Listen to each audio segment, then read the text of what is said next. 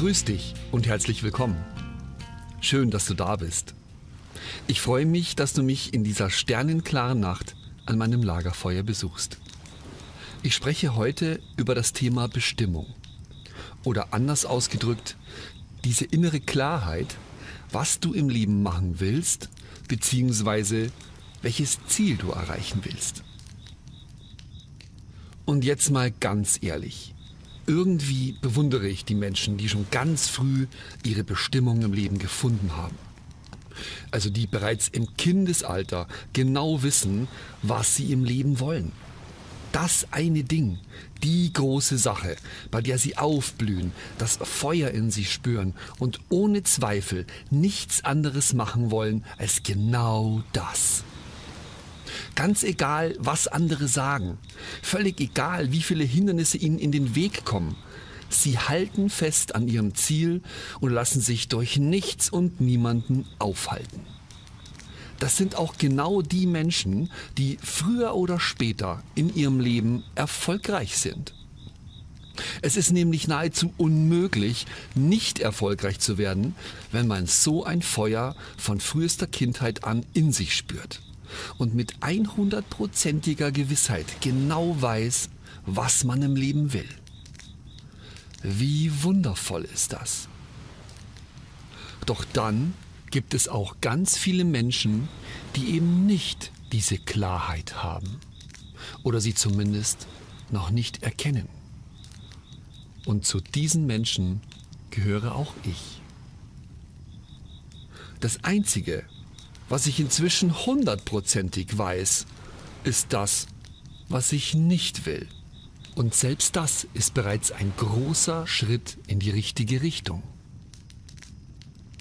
Stell dir einen großen Hauptbahnhof vor, von dem unzählige Gleise wegführen.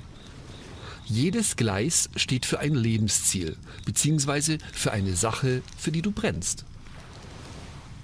Du gehst ganz zielstrebig zu deinem Gleis, steigst in den Zug und fährst los. Du hast deinen Weg gefunden und der Zug führt dich geradewegs dorthin. Du könntest zwar bei der nächsten Haltestelle aussteigen, umkehren oder umsteigen, aber du bleibst im Zug und fährst bis zur Endstation durch, deinem großen Lebensziel. Welch traumhafte Vorstellung!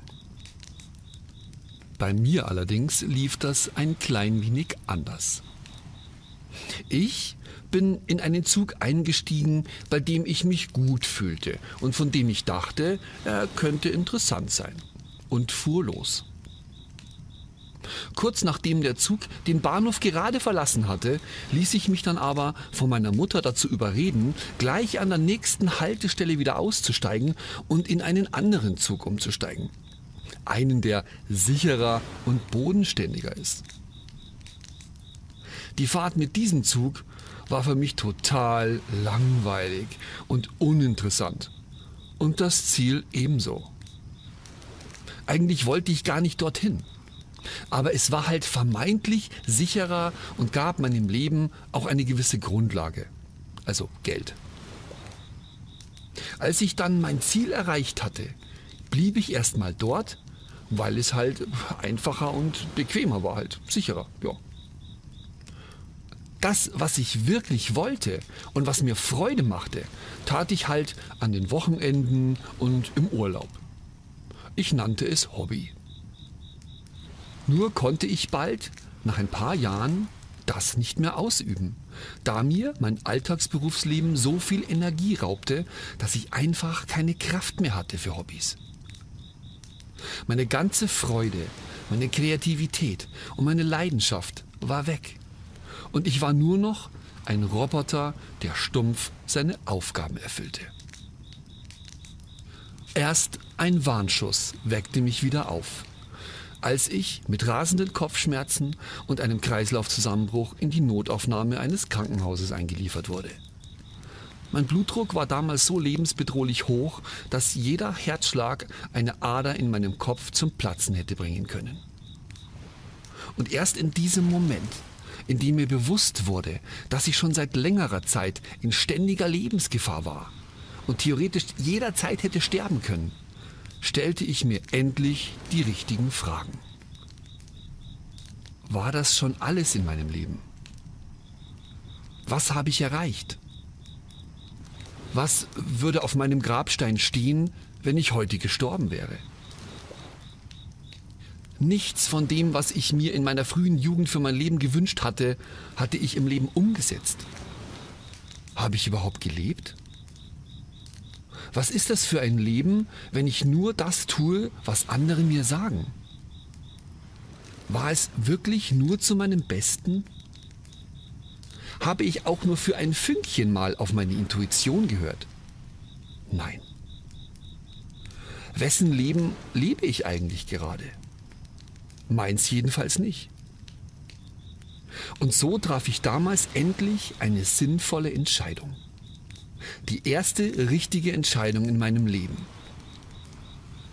Ich entschied mich für mich und für meine Leidenschaft. Ich ging sozusagen zum Bahnsteig und stieg in den Zug ein mit der Aufschrift Ziel unbekannt, aber meinem Herzen folgend. Die Fahrt war anfänglich ganz schön holprig. Aber schon sehr bald wurde sie immer ruhiger und schöner. Ich lernte viele tolle Menschen kennen. Einige stiegen wieder aus, andere fahren immer noch mit mir. Mit jedem Kilometer, den dieser Zug fährt, wird mein Leben leichter und schöner. Ich kann endlich tun, was mir Freude bereitet und lege niemanden Rechenschaft ab für das, was ich tue. Ich habe so viele verschiedene Dinge gefunden, die mir Spaß machen, für die ich brenne, dass ich mich gar nicht entscheiden kann, was ich hauptsächlich im Leben machen will. Aber ganz ehrlich, muss ich das denn? Warum wird man eigentlich immer auf seinen Beruf reduziert? Im Fernsehen wird bei Shows oder bei Interviews doch immer der Vorname und ein Beruf eingeblendet. Also beispielsweise Bettina, Hausfrau, Georg, Schweißer, Jörg, Bankangestellter. So als ob der Beruf etwas aussagt, was für ein Mensch man ist. Aber ein Beruf ist doch bei vielen Menschen nur ein Job, mit dem man Geld verdient, um seine laufenden Kosten zu decken. Nicht mehr und nicht weniger. Was sagt also ein Beruf über mich und meinen Charakter aus? Nichts. Oder zumindest nicht viel.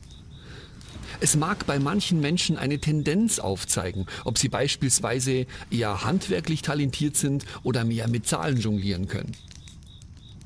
Dennoch befinden sich ganz viele Menschen in Berufen, die überhaupt nicht ihren Interessen entsprechen und somit absolut nichts über sie aussagen. Wenn mich jemand nach meinem Beruf fragt, dann sage ich meistens, ich bin Künstler. Punkt. Wenn dieser jemand über meinen Beruf herausfinden will, wer ich bin, dann müsste ich ihm auf diese Frage Folgendes antworten. Ich bin Musiker, Sänger, Komponist, Comedian, Autor, Sprecher, Moderator, Trainer für Bewusstheit und Selbstfindung, Grafiker, Regisseur, Kameramann, Cutter, Tonassistent, Produzent, Verkäufer und Eventmanager.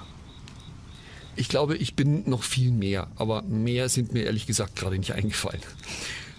All diese Dinge tue ich gern und mit Leidenschaft. Aber ich nenne sie nicht Beruf, sondern Berufung. Ich tue das alles nicht, damit ich Geld verdiene, sondern weil ich es liebe, weil es mir Kraft gibt. Und wenn mir jemand Geld dafür gibt, dann ist das auch in Ordnung. Um wieder auf den Bahnhof und die Züge zurückzukommen, könnte ich es auch so formulieren. Es gibt in meinem Leben viele Züge, mit denen ich immer wieder mal ein Stück fahre. Und dann steige ich wieder aus, steige um in einen anderen Zug und fahre mit dem wieder ein bisschen weiter. Dann steige ich wieder aus, gönne mir am Bahnhof einen leckeren Kaffee und steige wieder ein in den nächsten Zug. Komme ich auf diese Art jemals irgendwo an? Keine Ahnung. Aber jetzt mal ganz ehrlich, muss ich denn irgendwo ankommen? Ist das Leben nicht ein stetiger Fluss von Veränderungen? Meiner Meinung nach muss ich nirgendwo ankommen. Viel wichtiger für mich ist, dass ich glücklich bin. Und ja, das bin ich. Vielen Dank, dass du wieder bei mir warst. Wenn es dir gefallen hat, dann freue ich mich über ein Like oder einen netten Kommentar. Und vielleicht bist du das nächste Mal ja wieder mit dabei. Bis dahin wünsche ich dir von ganzem Herzen nur das Beste.